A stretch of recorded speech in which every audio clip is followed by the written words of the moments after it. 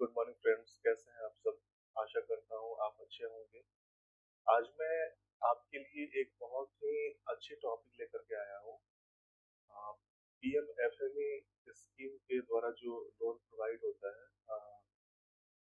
Food processing unit लगाने के लिए। जैसे आज मैं आपको स्वीट्स रेस्टोरेंट के ऊपर ये वीडियो बना रहा हूँ।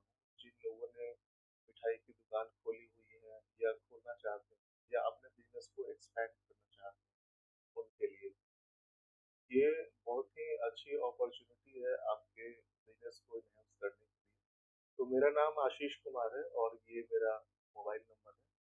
एप्लीकेशन फी 1500 रुपये लिया जाता है, जिसमें आपका प्रोजेक्ट रिपोर्ट सबमिट करना होता है।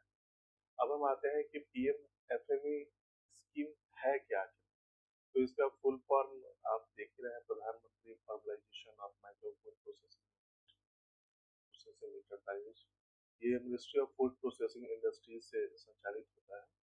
इसका ऑब्जेक्ट है कि जितने भी माइक्रो फूड प्रोसेसिंग यूनिट्स चल रहे हैं उनको, या अभी नए खुलने वाले हैं, उनको एक प्रोत्साहन राशि, एक को प्रोत्साहित करके एक कैश हेल्प इसको बोल सकते हैं, ऋण द्वारा सहायता करके उनके बिजनेस को आगे बढ़ाना। और कहीं ना कहीं इसमें भारत की तरक्की भी छिपी हुई है।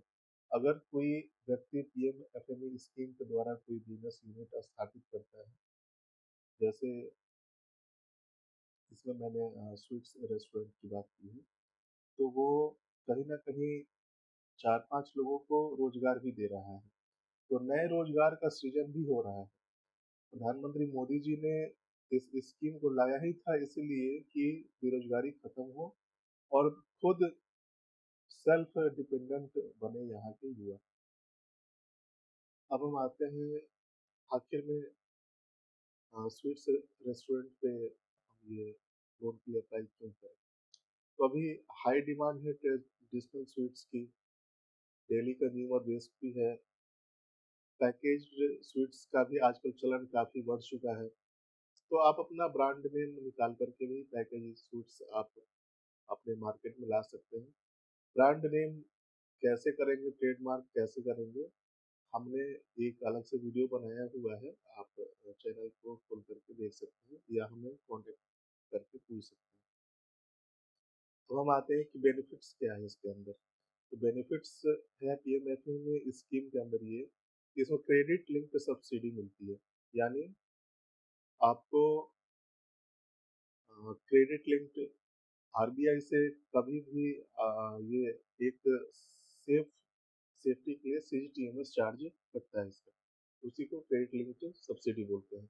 अगर 10 लाख आपको लोन मिलता है तो 35% सब्सिडी, यानी 3.5 लाख की सब्सिडी आपको मिलती है। सब्सिडी आपको अलग से आती है। आप ऐसा ना समझें कि 10 लाख आपको अगर बैंक से के द्वारा टर्म लोन किया गया तो उसी में 3.5 लाख सब्सिडी इंक्लूड है, नहीं। 3.5 लाख सब्सिडी आपको अलग से आएगी।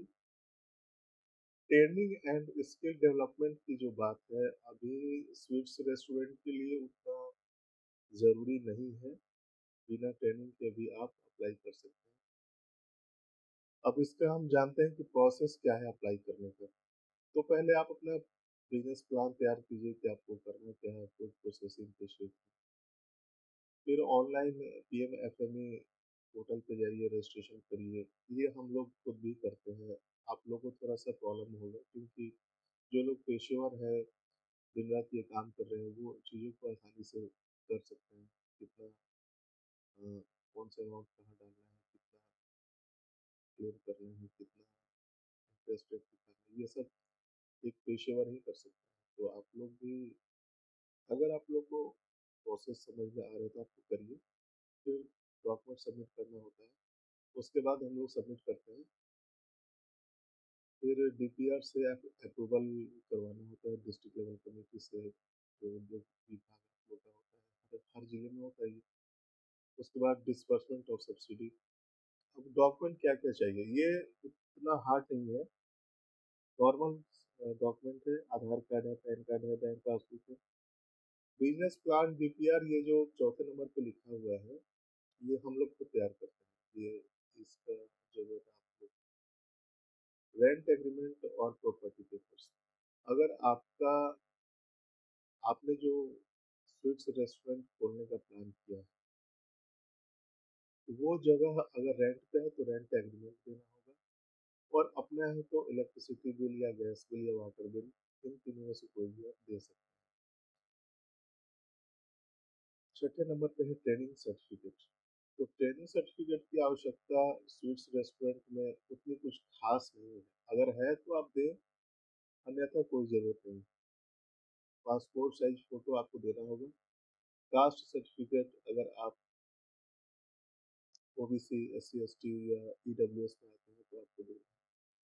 सबसे मेन पॉइंट है लास्ट वाला, quotation of machinery public equipment, ये जो लिखा हुआ है। तो ये पीएम एफएमई स्कीम के द्वारा जो भी लोन दिया जाता है, वो मशीन परचेज के लिए दिया जाता है, टर्म लोन। तो आप कोटेशन उसी से बनवाएं जहां से आपको मशीन परचेज करनी हो, या कोई आपका विश्वासी व्यक्ति हो, क्योंकि बैंक जो लोन सैंक्शन करेगी, वो कोटेशन वाले के ही अकाउंट में जाएगा, जिसने कोटेशन बना करके दिया होगा। तो पहले आप फाइनल कर ले कि हमको मशीन कहाँ से लेना है, फिर उसी का कोटेशन आप सबमिट करें। बाकी ये जो बिजनेस मॉडल समरी है, ये मैंने आपको अच्छे से समझा दिया है कि रेस्टोरेंट के लिए क्या क्या खोलना है, कहाँ खोलना है। रूरल और अर्बन का भी इसमें मैटर होता है। तो रूरल अगर ओबीसी है तो 35% रूरल में सब्सिडी है आपको, अगर अर्बन है तो 25%। और क्या क्या प्रोडक्ट्स आप निकालेंगे, तो ये तो आपको अच्छी तरह से पता है, हर भारतीय को पता है ट्रेडिशनल इंडियन स्वीट्स क्या होता है, गुलाब जामुन, रसगुल्ला एक्सेट्रा। अब आते हैं फिनेंशियल प्रोजेक्शन। ये आपको पता है इन्वेस्टमेंट इतना होगा, लोन 10 लाख, सब्सिडी 3.5 लाख, ये मैं आपको बता चुका हूँ। मंथली रेवेन्यू टारगेट 1.5 लाख, ये सब आपको खुद ही पता है, क्योंकि आप लोग जो जिस चीज़ के लिए अप्लाई करना चाहते हैं वो खुद ही पहले से काफ़ी खोजबीन कर रहे होते हैं। तो मैंने आपको सारी चीज़ें बता दी। तो अगर आपको पीएमएफएमई स्कीम के द्वारा ये लोन लेना है तो आप मुझसे संपर्क कर सकते हैं, और प्रोजेक्ट रिपोर्ट बनवा करके मैं सबमिट भी कर दूंगा। आपको डायरेक्ट बैंक जाना होगा, बैंक से बात करना होगा। बस मेन काम प्रोजेक्ट सबमिट करने का होता है।